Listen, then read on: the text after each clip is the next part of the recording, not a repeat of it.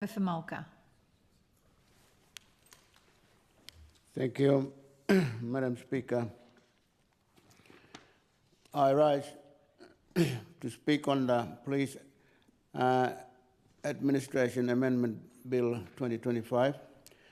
I have also circulated amendments to this bill for everyone to consider, and I like to thank the Office of the Parliamentary Council for their assistance to preparing these amendments.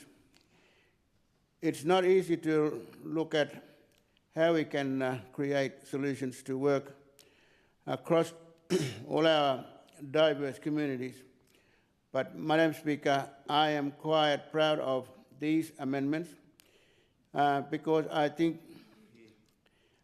they demonstrate partnership and working together to acknowledge and provide for two ways. Madam Speaker, I have a good relationship with many of the police officers in my electorate, in my region. They are good people who are working hard, usually with community members to get good outcomes.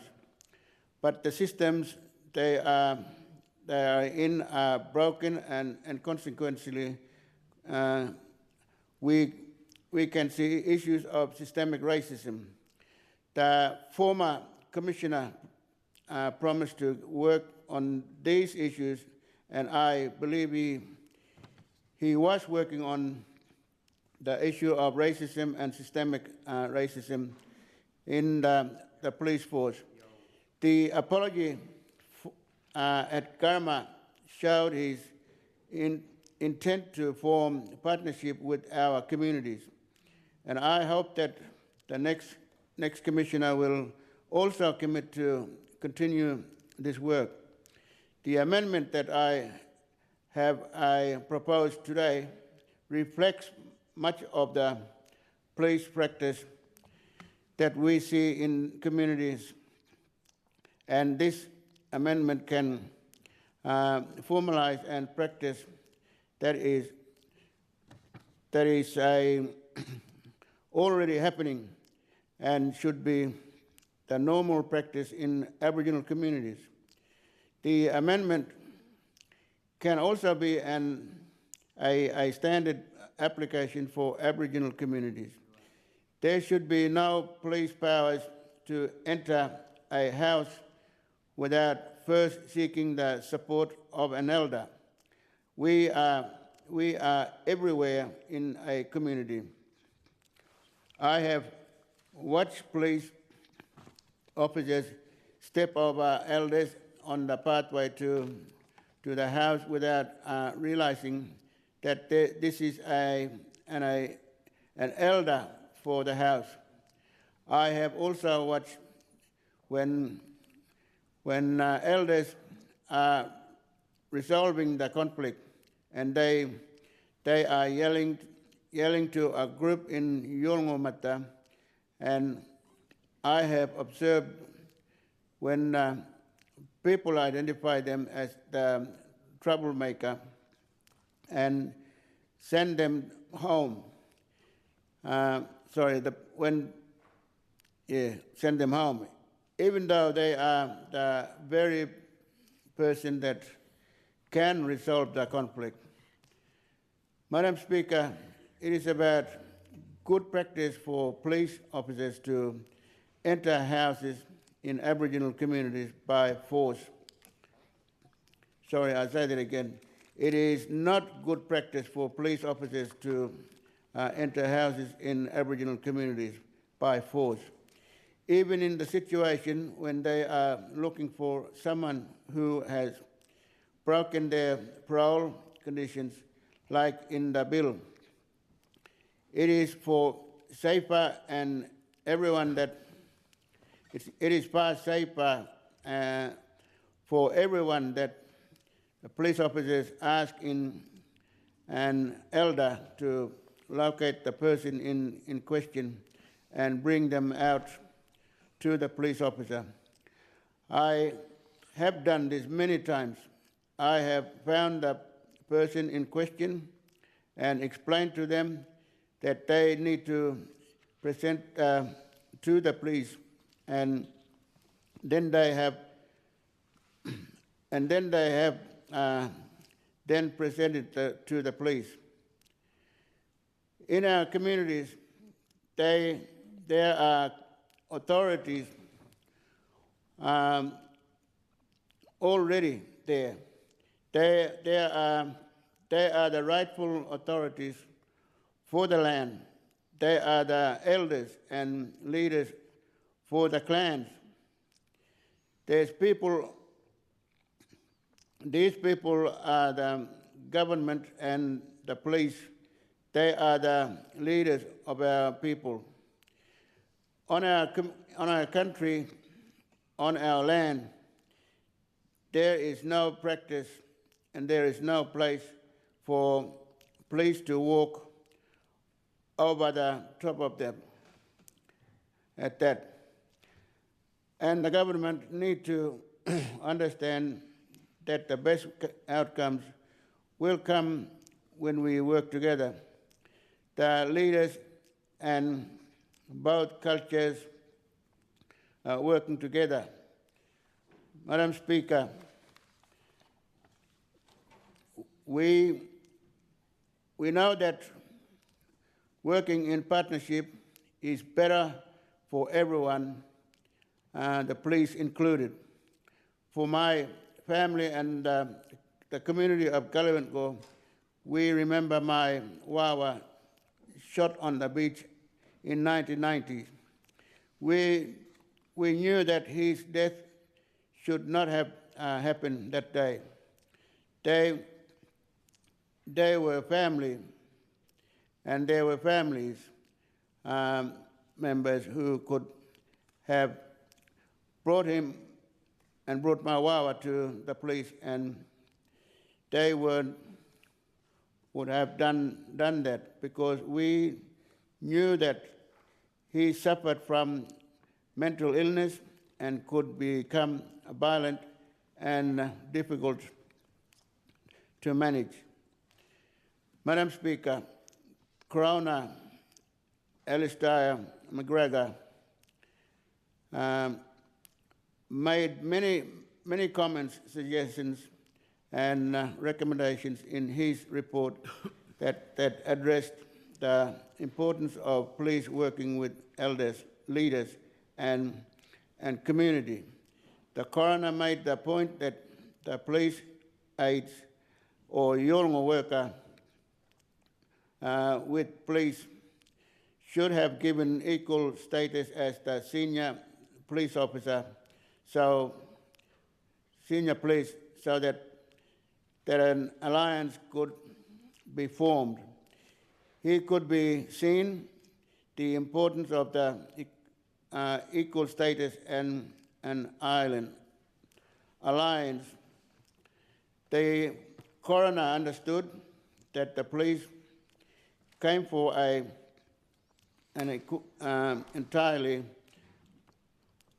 came from an entirely different culture, and that they weren't to work in equal partnership with 𝘼𝙂𝙼𝙎𝙉 leaders to avoid my Wawa's death. Madam Speaker, Member for Mulka, just a reminder, we've swapped over. It's now Deputy Speaker. Sorry? It's now Deputy Speaker. Thank you. It's okay. Mr. Speaker, where am I? Mr. Speaker, it is 35 years since my Wawa was shot on the beach, and 34 years since this recommendation was made. And we are yet to see any formalization of partnerships. We are yet to see the way in which police work in partnership with our people. Mr. Deputy Speaker, every time I have said these things, I hear government say, but we employ liaison officers. That is good, but it is not what I am talking about. The liaison officer is very low in police hierarchy. They do not have they do not even get pay for their for a graduate police officer. Areas I am talking about, the senior elders of our communities, people whose rank might equal the higher ranks of the police officer and force. Their knowledge and training as leaders to their clans means that they are highly ranked. It is the same as asking me to work under a junior police officer as a liaison officer. It is not appropriate because I am a senior elder and a leader for my people. As I have said before, we must move towards having resources for peacekeepers and in the region. Elders like myself who can work alongside police under our authority as clan leaders. And in the same way, I have helped to find and bring them to police when they are needed. We can do this job, which brings greater safety for everyone. Mr. Deputy Speaker, we are yet to hear the recommendations from the coronial inquiry into 𝘼𝙂𝘼𝙄𝙉𝙎𝙏's death, but we know that if the elders had been asked to locate this young man and bring him to police, he may still be alive today. When the government bring a bill that increase police powers to enter a house, I know that there are greater risks in this situation. This is why my proposed amendments outline that in our remote communities, the police must work in partnership with people. Mr. Deputy Speaker, the second part of this bill gives police greater powers in relation to people who come under domestic violence orders. Again, this is a situation where we need to be careful. Mr. Deputy Speaker, I am told by workers in the DV section that in situations of domestic violence, the involvement of police officers can quite quickly endanger victims. This is the information that is coming from the victims. I am told that their information about how to protect themselves does include increased powers like these. I am also aware that the DV section were not consulted on this bill. If the aim of this bill is not to protect victims of violence, surely the best step is to work with the sector, the community and the police to create legislative changes. This bill did not go to the scrutiny committee either. So our community have not been able to raise their concerns. NAPOLs have put out a statement that they may have provided to to the scrutiny committee. They state, we know that these types of powers disproportionately impact Aboriginal people in the NT and could be used as a tool for harassment or over-policing. There are no safeguards in this legislation to prevent misuse, such as excessive targeted checks. They state that increased police powers are not in line with the recommendations handed down by the coroner following the DV coronial inquest last year. This makes me very concerned that government isn't being genuine here. Rather, they want to look like they are doing something to tackle domestic violence, but it is not genuine. In New South Wales, the police ran an operation called 𝘼𝙂𝘼𝙄𝙉𝙎𝙎 of 4 days. They conducted 1,2,382 DVOs, compliance checks too, but we have no data on whether it made people safer. We need to have the government to implement changes that make people safer.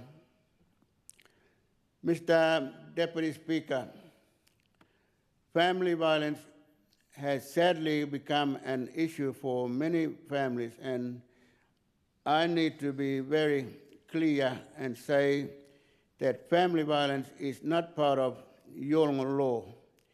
It is unlawful.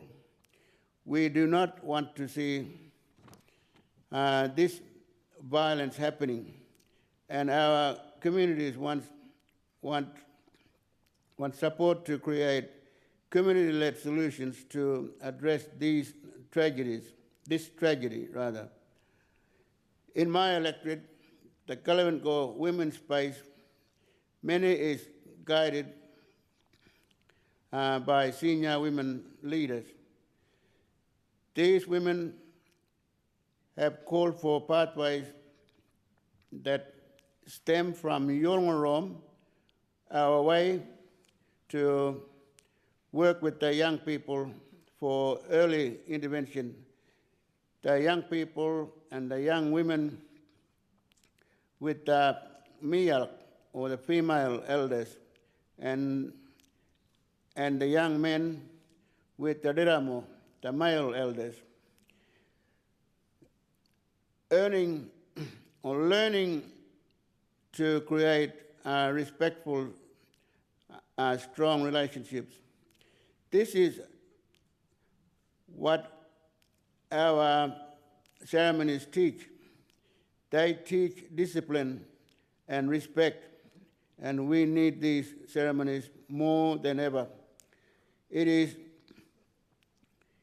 is clear that the Balanda system for dealing with family violence are not working. Please impose domestic violence orders. Do not bring clans together so that we can create the terms of the order to make a plan of how to keep people safe in community, to protect victims from being harmed.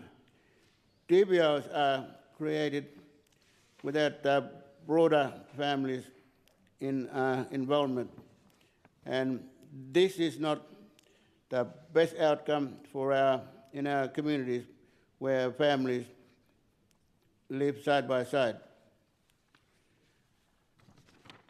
And in the in the instance of this bill, when a police officer wants to check someone in complying with a DVO, then the elder must be part of that.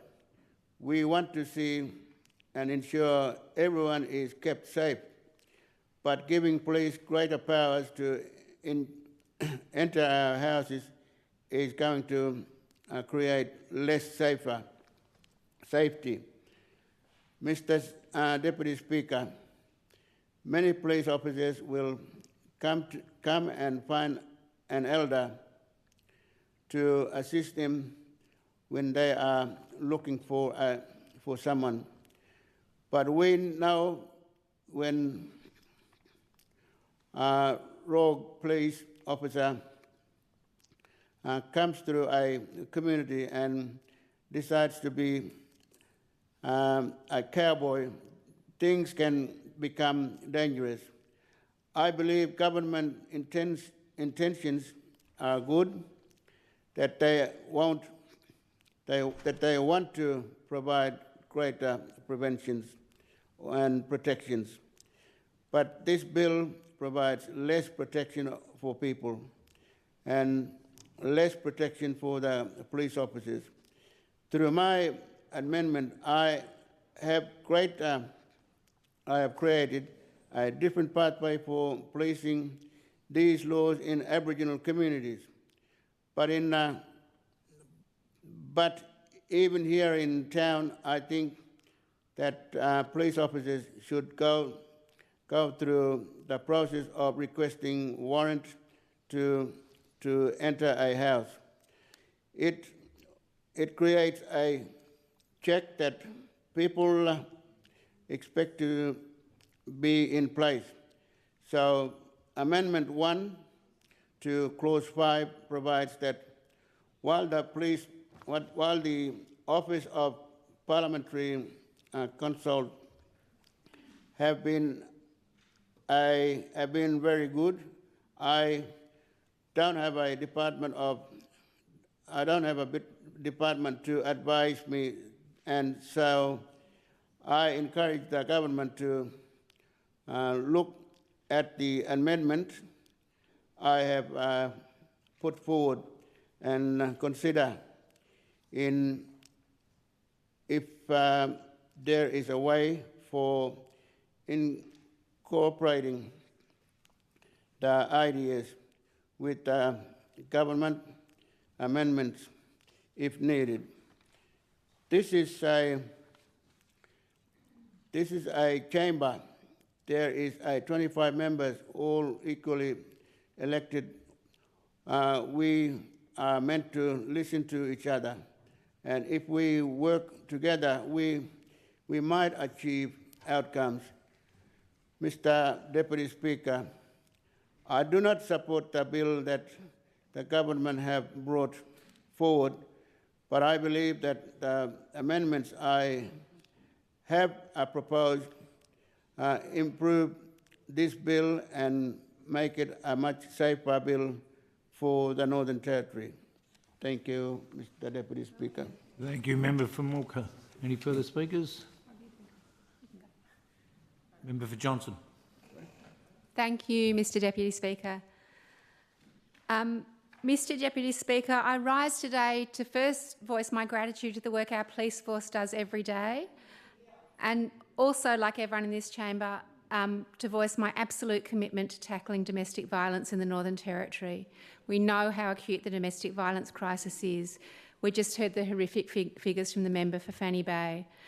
We know we need to take urgent action to enhance women and children's safety. And so the important question for me around this bill is, will this make women and children safer?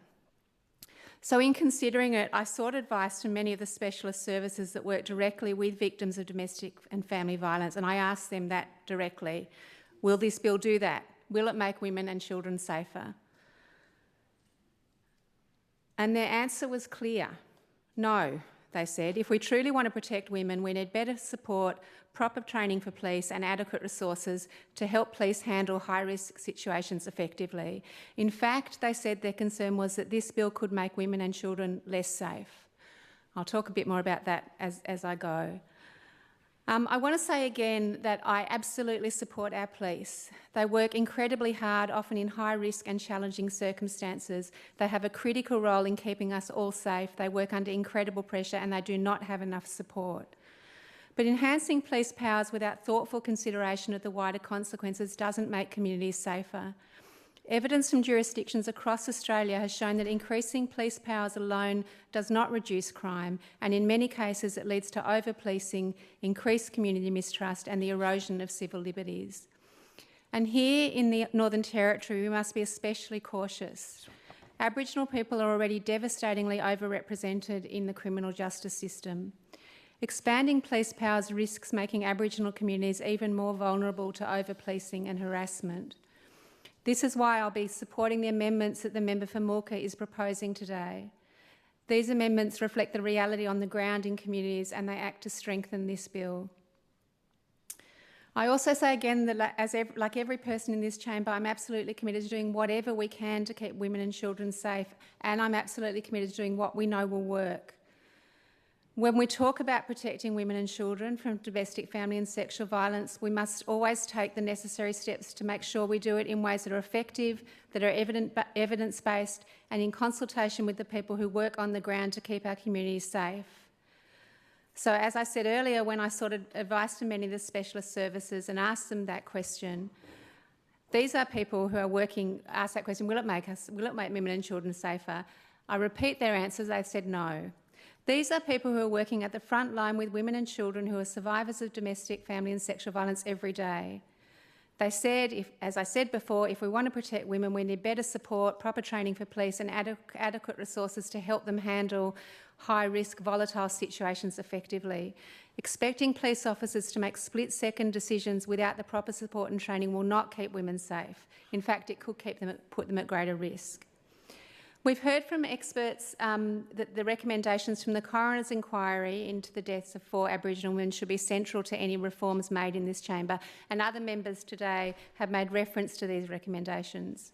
Yesterday we heard from the Minister for, for the Prevention of Domestic Violence that recommendations 7 and 17 were being implemented. What about the other 33 recommendations? It's very important to note that none of the 35 recommendations made by the coroner in that report suggest expanding police powers. We must make sure that any expansion of police powers comes with appropriate safeguards for police and for community members, oversight mechanisms and mechanisms like those proposed by the member for Mulka. Expanding police powers without these measures could worsen disadvantage and take us further away from our commitment to closing the gap and to the Aboriginal Justice Agreement just last week recommitted to by the government in this chamber. As we've also heard members in this chamber talk about, domestic violence is very complex and we need to address it in as many ways as possible. I want to acknowledge the very positive news that the Minister for Prevention of Domestic Violence shared yesterday and again today in the chamber, that funding for the co-responder model in Alice Springs is, she said, not only being continued but has been expanded to the Darwin-Palmerston region and the Katherine region. I was very happy to hear this because that this has started in Katherine, Darwin and Palmerston because people on the ground have been asking me about it. I know the sector is looking forward to hearing more details about how it's going to be implemented. I hope we can get clarity on funding and timelines for the co-responder model because we need to ensure that our officers have appropriate time and training to be better equipped to handle these situations and to work with the co-responder model. Mr Deputy Speaker, if we truly want to enhance safety for victims and survivors of domestic, family and sexual violence, we must focus on what we know works. This means improving support services, it means providing police with the right training and resources, it means investing in community-led safety initiatives. It also means genuine consultation with Aboriginal communities and people on the ground doing this work, particularly when any legislative changes are proposed. Mr Deputy Speaker, this is the approach that will actually build safer communities, one that's grounded in justice, equity and respect for human rights. Expanding police powers without the necessary safeguards and without the input of those most affected is not the solution. I do not support this bill, but if we are to pass it, I urge the chamber to support the amendments put forward by the member for Mulka to provide some protection to people in our community. Thank you. Any further speakers? Member for Nightcliff. Thank you, Mr Deputy Speaker. My laptop doesn't have internet, so I'm reading off my phone. Apologies, I'm trying to hide the phone here. I have been vocal about the dire need for increased support, funding and action for domestic, family and sexual violence. It's been well established that this is a violence epidemic we are facing. We have the worst rates of domestic violence in the country, with some estimates suggesting that up to 7 or 8 out of every 10 women in the NT experience domestic, family or sexual violence at some point in their lives. Intimate partner homicides are 7 times higher than the normal average, and I extend my deepest sympathies to the families who have mourned a dear loved one and recognise the strength of all victims and survivors. I also want to stress that domestic family sexual violence is not a women's problem or a problem that concerns individual families. It's a societal issue that must be addressed collectively by everyone. I also want to remind everyone that this is a very sensitive and serious issue, and trying to not politicise it. It's getting frustrating to hear, you know, Labor did and didn't do this, Labor didn't do this. I know. I was very vocal against Labor for the last 8 years, frustrated at the lack of funding from them as well. I absolutely, and I am just as frustrated. But it's not a good enough excuse. I'm sick of a government saying, oh, but Labor did this. Just because they didn't do it, it's not okay for you to also not do it. I just want to see better outcomes.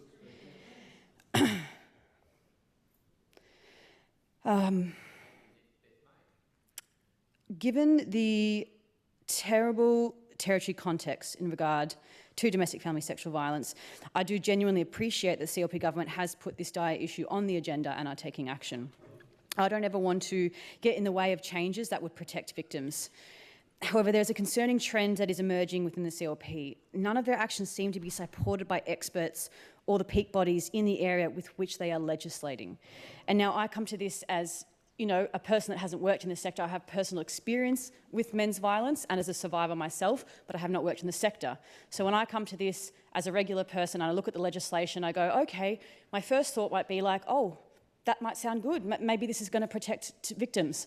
But I can't just go off my random thought bubbles that I have. I've gone out and spoken to legal services, women's shelters, people on the front lines, people who are doing this every day, and said, what do you think about it? You are the experts, as well as the women experiencing that. So that is what I've done, which changed my opinion on this legislation.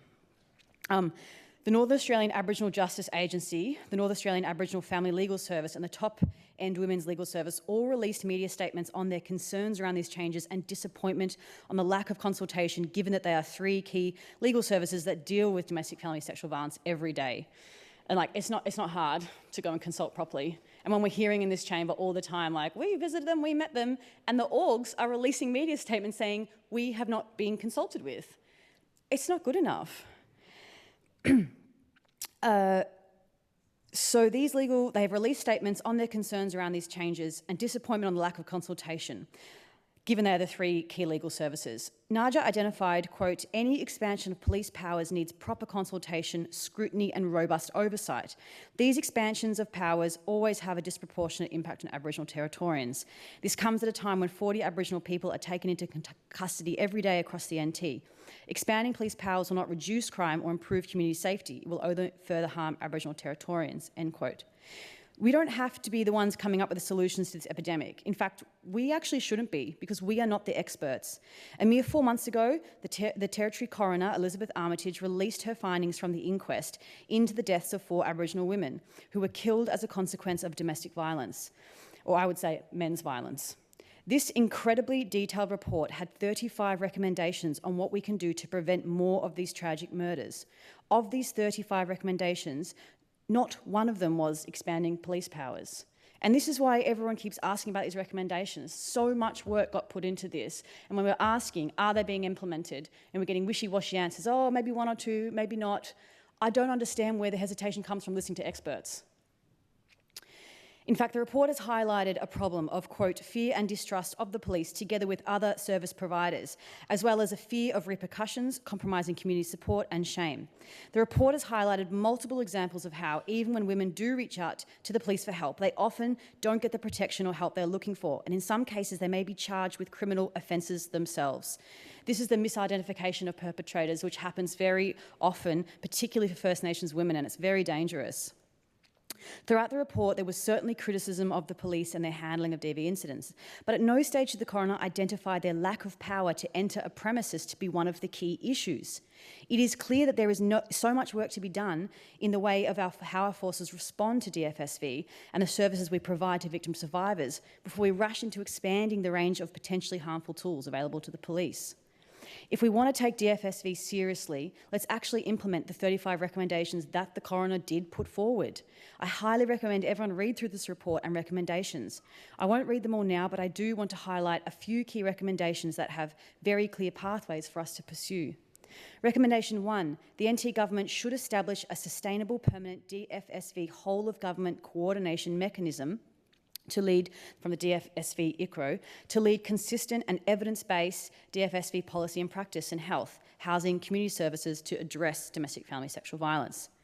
The coroner heard from the Territory's domestic family violence sector that a peak representative body is needed to coordinate the sector's efforts to achieve meaningful and lasting change. With the absence of a peak representative organisation adversely affects the sector's ability to be strategic and well organised and impacts upon the government's ability to consult with and take advice from the sector. This peak body would also assist in elevating the voices of those with lived experience. It's important to highlight the fact that this peak body would work across health, housing, community services, as those are the areas we need to be investing in and working across if we truly want to see a reduction in this terrible violence. Recommendation 5 in the report is, in order to reduce the victimisation of Aboriginal people, particularly women and children, the NT government should develop and enforce an evidence-based strategy to reduce alcohol availability, taking this into account that alcohol increases the frequency and severity of DFSV, and reducing alcohol availability has a significant impact on reducing domestic violence. We know that alcohol is a driver of the horrific rates of domestic family sexual violence here. It doesn't cause it on its own, but it does exacerbate it. Most domestic violence offenders in the NT Supreme Court were intoxicated at the time of offence. So let's actually address the issues with alcohol that we see in the Territory. At the last sittings, the CLP government scrapped the minimum unit price despite its effectiveness and brought no other policy in its replacement. Every other state and territory has a strategic plan on alcohol harm minimisation, and yet we do not. It is just simply not good enough. Where is the plan? Despite the fact that per the Menzies School of Health research, the cost per person of alcohol-related harm in the Northern Territory is more than 4 times the national level. I look forward to supporting the member for Johnston's upcoming motion on implementing an alcohol action plan in the NT. And seriously, a government to me that is taking domestic violence seriously would be first up here with a comprehensive research plan to tackle alcohol problem in the NT. And we have not seen that.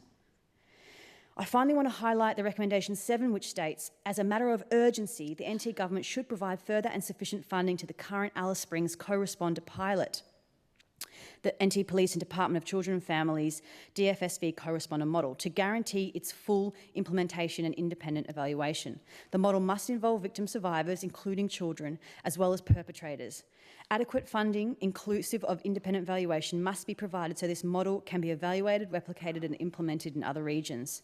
In addition, the NT government should consider the development and implementation of further co-responder models, including consideration of models based on the success of Queensland models and consideration of NT Police partnering with Aboriginal community-controlled organisations to develop a community-led co-responder model to incidents of domestic and family violence in remote NT communities. This past week, I met with the Northern Australian Aboriginal Family Legal Service for the second time this year and heard from them about their perspective on this legislation. They too pointed out all the recommendations in this coroner's report and in particular highlighted the need for co-responder models. Even the police are recognising they cannot be responding, with Acting Deputy Commissioner Michael White stating, "I think it's not a job for police alone to do.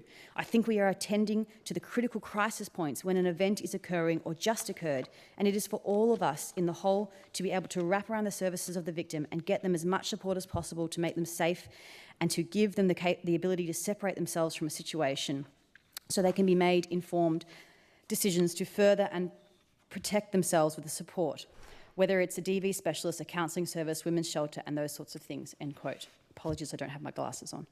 This would help ensure that governments are culturally appropriate as well as the right approach for incredibly sensitive, distressing situations. On the role of police, Coroner Armitage dedicates 28 pages touching on resourcing, training, changes to the system. Once again, no mention was present of expanding police powers to enter property.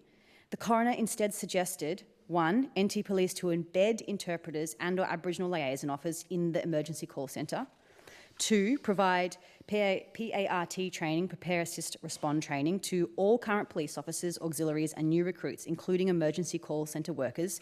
This training package has been designed specifically for this purpose and has been rolled out for some time now with positive feedback. There is, however, a lack of clarity around the future funding and continuous evaluation of improvement of this measure. 3, NT Police to expand the Domestic Family Sexual Violence Command in Alice Springs and Darwin. 4, expand NT Police Family Harm Coordination Daily Auditing Program. And I just want to close with this quote from Dr. Marianne 𝘼𝙂𝘼𝙄𝙉𝙎𝙏, foreign pathologist who gave evidence for this inquiry. She stated, "You just think that this was something waiting to happen for the last 20 years. This could have happened last year or last month or last week. It's not a surprise that this happened. It was expected. And you just think, but how could you not have stopped this? Anybody can see this coming," end quote. How could we not have stopped this? Anyone can see this coming. Let's be the ones to put a stop to this unnecessary, heartbreaking violence and enact these 35 recommendations from the extensively researched coronial inquest. I would also like to say I encourage everyone to support the amendments from the member for Mulka. This is part of him coming in here with his lived experience as a leader for his community saying, work with me, this is what I know will work in my community. So I really encourage everyone to engage with those amendments.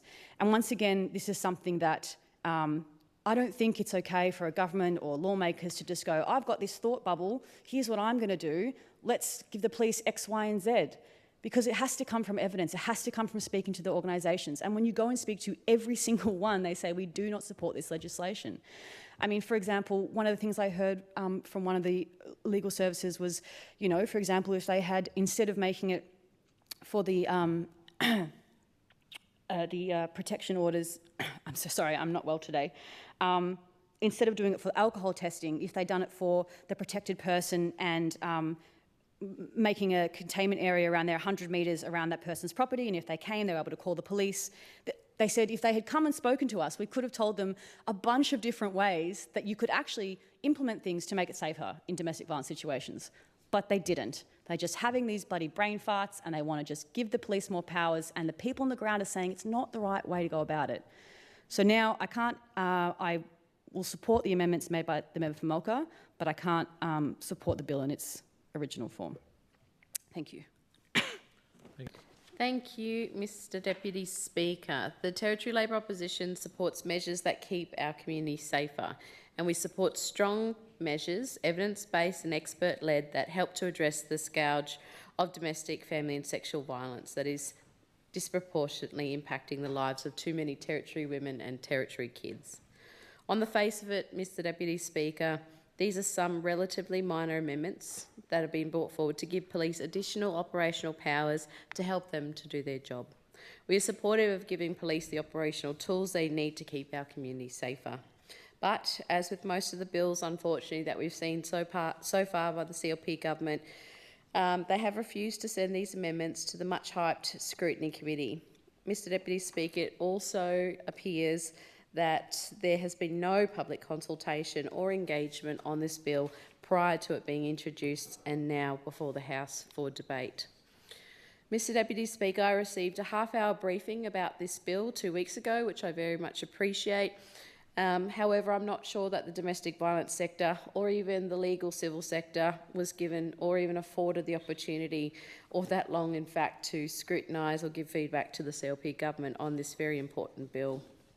These may well be useful additional powers for police, but it is very hard to separate these considerations from the growing feelings of scepticism towards the government as they continue to duck from scrutiny and accountability. And I look forward to be proved wrong in this matter in the future years, but unfortunately the last few months have led us to this path. Mr Deputy Speaker, over the past few weeks we've seen a very messy police leadership matter play out under the leadership of the Chief Minister, who is obviously the Police Minister as well. Initially, the Chief Minister tried to brush off this matter and then tried to hide behind the ICAC to say she couldn't do anything about it, and then to be found out through Parliament that she actually could have acted sooner. Almost 3 weeks of public pressure, the Chief Minister was forced into action and actually talking to and meeting community expectation by announcing an independent review into senior hiring practices into the Northern Territory Police Force. But unfortunately, Mr Deputy Speaker, the lack of action and leadership from the Chief Minister meant that the damage has already been done, and the Chief Minister has significantly exacerbated a crisis of confidence in the executive of our hard-working Territory Police Force. We've seen the Chief Minister dither on this issue, and it has been incredibly damaging for the frontline police. It has been a massive impact on morale and on police officers' faith in the integrity of their leadership. It has also created a massive impact on the community's confidence in our senior police leadership. And it is no way an attack at all, Mr Deputy Speaker, on our police officers, because we know that they work incredibly hard and face enormous challenges to make many sacrifices in order to support and keep our communities as safe as possible. Right from our cadetships, our cadet police, Mr Deputy Speaker, our liaison officers to the top brass. But there is a need, Mr Deputy Speaker, to look at whether some of the internal practices can be strengthened within our police from an integrity point of view. I would suggest, Mr Deputy Speaker, that such amendments like this one that the Police Minister has brought forward for the House today should be deferred until an independent inquiry is complete and the community has a chance to see that report. There is a very real question of integrity hanging over the government in relation to the matter I've outlined, and the Chief Minister, the Police Minister, who needs to sort this out as soon as possible in order to move all of us forward and reduce the impact on our police so they can continue to keep our communities safe. Mr Deputy Speaker, this police crisis is undoubtedly having a flow-on impact on our community safety. The Chief Minister, in her attempts to duck and weave on the issue, has taken her eye off the ball when it comes to law and order agenda, which she promised Territorians. Last time I mentioned crime statistics, Mr Deputy Speaker, those opposite in government went out of their way to retaliate with personal attacks. And it is clearly a sore point for them, Mr Deputy Speaker, which is understandable when the CLP have staked their whole reputation on reducing crime, yet all of their laws so far dealing with crime is only focused after the fact that it's happened, not preventing. So, Mr Deputy Speaker, I'm going to be very brave and mention crime statistics again, knowing that I'll probably get a personal attack for it. And I know that you have an interest in them as well, Mr Deputy Speaker, because of your recent impact with your electorate office. I know the CLP government has finally released the crime statistics, which we saw last week on the 21st of March. They were delayed a number of weeks. However, it was great to see that they retained the former Labor government's commitment to transparency. Sorry, Member for Brennan. What the Leader of the Opposition is saying is not true. We didn't delay the crime statistics. It's the same system that Labor used for 8 years. There's been no changes in there, so I asked her to correct the record. No point of order.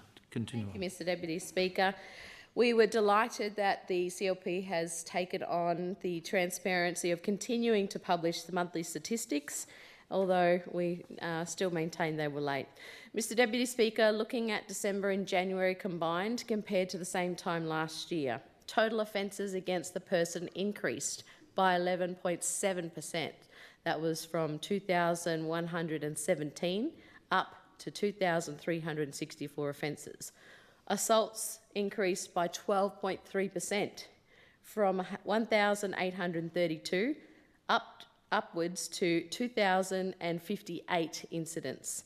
Sexual assault and related offences increased by 17.6% from 91 to 107 cases. And total domestic violence involved assaults increased by 27.2%, from 1,100 to 1,399, Mr Deputy Speaker. And these statistics didn't make it into the Chief Minister's press release last Friday, but you can go and look at these figures for yourself, Mr Deputy Speaker, or anyone else, in fact, in our Northern Territory community, because they are available publicly on the Northern Territory Police website. Not suggesting, Mr Deputy Speaker, Mr Deputy Speaker, when it comes to crime, we would love to see the CLP government be genuine and give Territorians the full picture. That's the only way we're going to see if things are increasing for the better. They have mentioned that things are increasing in some areas and decreasing in others, but they're not giving the full picture. They're picking and choosing the data that they talk about, Mr Deputy Speaker, and that is disingenuous when it comes to being a Territory government. There are many categories and factors of crime, and we've just stated, Mr Deputy Speaker, that those that I mentioned, unfortunately, are on the rise and have increased, and it is very clear for anyone to judge the numbers. Mr Deputy Speaker, the Chief Minister did promise Territorians that she would reduce crime, and it was her #1 election pitch. I have been meeting recently with local businesses who have experienced multiple break-ins at their premises, and I've spent the last 7 months, Mr Deputy Speaker, talking to domestic violence services as the opposition leader, who are seeing a demand for their services continue, unfortunately, to rise significantly, and are asking when the government will listen to them and roll out that much-needed funding. Even yourself, as I mentioned, Mr Deputy Speaker, was on the front page of the Northern Territory News complaining about crime under your own CLP government, and unfortunately the government is not coming to help. When the CLP brings legislation like this before the House, what the Territory Labor opposition is concerned about, it is simply tinkering around the edges, trying to look busy, trying to make a difference, but really not going to the heart of the problem. It gives the impression of stronger action from the outside, but as we've seen and heard already in the debate today, Mr Deputy Speaker, when those who do their job look closely, like we've heard the member for Mulka, like we've heard the member for Nightcliff, like we've heard the member for Johnston, and on behalf of our Labor opposition, it is certainly not going to the root of those significant challenges which we face across all of our communities here in the Northern Territory. There's not actually a lot there, Mr Deputy Speaker. We know crime and antisocial behaviour has been an ongoing issue for Territorians, and I'm not suggesting that it just popped up under the current CLP government, Mr Deputy Speaker. What I am suggesting is there is no quick fix, and that there are deeper issues at play which need to be addressed if we are to all address those increases that I mentioned earlier. In my first speech to the House, Mr Deputy Speaker, I said that I was concerned that all of the CLP laws were aimed at dealing with crime after the fact, after it occurs, and don't actually work to stop, reduce or prevent crime, which is what Territorians expected when they went to the polls. Sadly, what we've seen over the last 7 months, Mr Deputy Speaker, down the track is exactly just that. We have seen more people in jail, but not necessarily crime going down. Similarly, Mr Deputy Speaker, the big announcement about domestic violence funding of $36 million is just that, all talk and no action. An announcement that funding is flowing, yet we've heard from the Minister today and yesterday that's responsible for preventing domestic violence in the Northern Territory, that in fact none of this money will flow until after the Territory budget. So then why did they go out in the media to say it was already flowing? Because we definitely haven't been able to follow any of the dollars, and neither has the sector because of this. We absolutely do applaud the government for saying they will provide ongoing funding to the domestic violence sector. This is great news, which the Territory Labor opposition does support. However, Mr Deputy Speaker, the CLP government still has not answered the simple question of whether this new money is just a re-announcement of existing funding.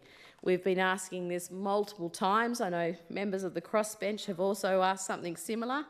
And unfortunately, the CLP government continues to dodge this very important question and provide the details that Territorians and the sector are asking for. There is no clear evidence that this money has started rolling out the door, despite earlier media releases saying that it has.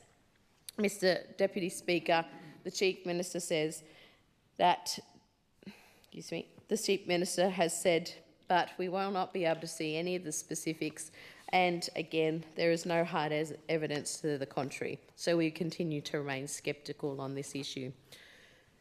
Mr Deputy Speaker, we will continue to ask those important questions because that's what Territorians expect us to do, and that's what they expect the government to deliver on. We will continue to ask questions and get to the bottom of this issue because addressing domestic, family and sexual violence in the Northern Territory is way too important to play smoke and mirrors and politics with. A number of times we have heard the Minister point out the circuit breaker program and their shining example of where domestic violence has gone. There are 2 points that I want to make about this, Mr Deputy Speaker. Firstly, the program is the former Labor government's co-responder model, just by a different name. And secondly, this is not a domestic violence program. It is a program aimed at supporting and diverting at-risk young people away from crime and antisocial behaviour, which of course we support and we will continue to support, Mr Deputy Speaker, but this was not the intention of that domestic violence reduction money. We are extremely pleased, Mr Deputy Speaker, that the funding for the co-responder model, aka the circuit breaker program, is continuing. It seems that only youth support programs and funding, this is the only program they are not ripping away funding from. And we do make the point, Mr Deputy Speaker, it should not come from the domestic violence bucket of funding either. Mr Deputy Speaker, I'm not sure who the CLP is trying to fool with this spin, but we know that the sector definitely is not buying any of it. What we desperately need to see from the CLP government is some genuine leadership around domestic, family and sexual violence. Mr Deputy Speaker, right now I honestly believe only Minister 𝘼𝙂𝘼𝙄𝙉 is able to lead in this space because she seems to be the only minister able to answer any of the questions we've put forward.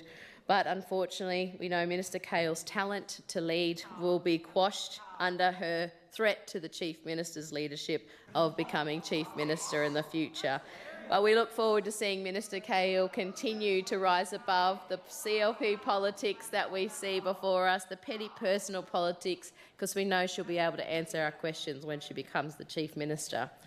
Mr Deputy Speaker, we know that the vast majority of crime in our Northern Territory community is made up, unfortunately, because of domestic, family and sexual violence incidents in the NT. This is the biggest reason that our jails are full. Piecemeal legislation and promises of funding are simply not good enough when it comes to addressing the root causes of crime when we talk about domestic violence. Mr Deputy Speaker, the DV sector has been crying out for support and leadership on this issue, and we know that the CLP say that they step up and unfortunately then ignore the expertise of the sector. What are their plans for addressing this critical issue? We are waiting months in. They even tabled a document to provide the blueprint that was given by the sector, and still no recognition of this. Mr Deputy Speaker, we've heard from my parliamentary colleagues earlier in this debate about the coroner's 35 recommendations into the tragic domestic violence and the deaths of 4 Territory women. It is for all of these reasons, Mr Deputy Speaker, that the Territory Labor opposition does not support this legislation going through at this time.